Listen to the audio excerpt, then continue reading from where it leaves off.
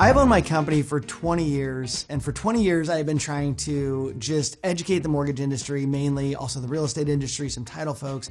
And my goal has always been, let's make this the best possible industry we can. Let's do things right. Let's learn what's right and at least follow the guidelines we're supposed to be following.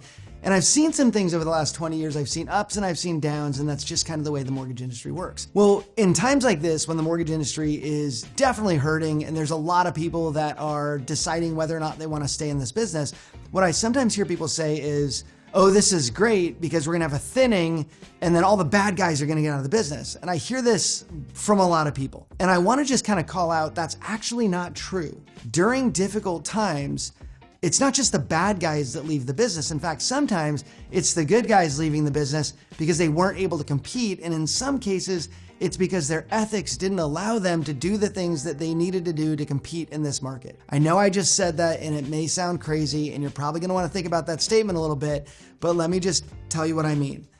If you're doing things wrong, and this is a weird statement, you are more likely to be successful right now in the short term. And what I mean by that is you'll do more loans if you're willing to cheat. And so what we've seen is more LO comp plans, loan originator compensation plans that are illegal.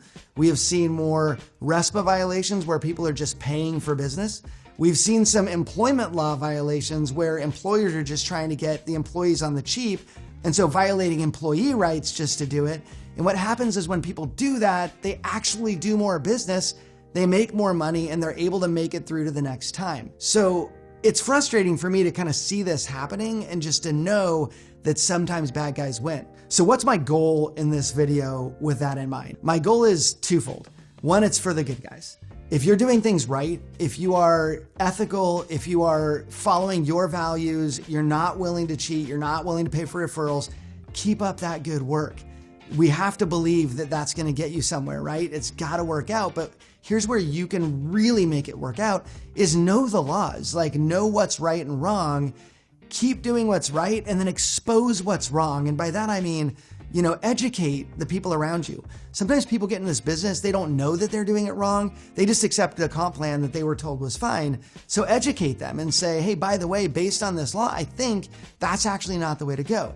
Don't get into agreements where somebody says, oh yeah, we're good, everybody's doing it, without you doing the math yourself and finding out if what you're doing is right. So keep doing it right, and then keep educating others so that people can, have the chance to do it right. If you're a bad guy, here's my challenge to you. And by bad guy, I mean, you've accepted a bad comp plan, you're paying for referrals, you're doing those things wrong. And by the way, I know there's a lot of people out there doing those things.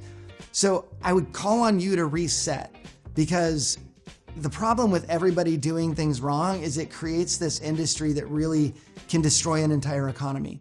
It creates an industry where borrowers are harmed. It creates an industry where there are more regulations needed, because instead of, going after, well, we're not enforcing enough, the Congress always just goes, let's just make more laws. And so by doing things wrong, it actually leads to an industry you're not looking for anyway.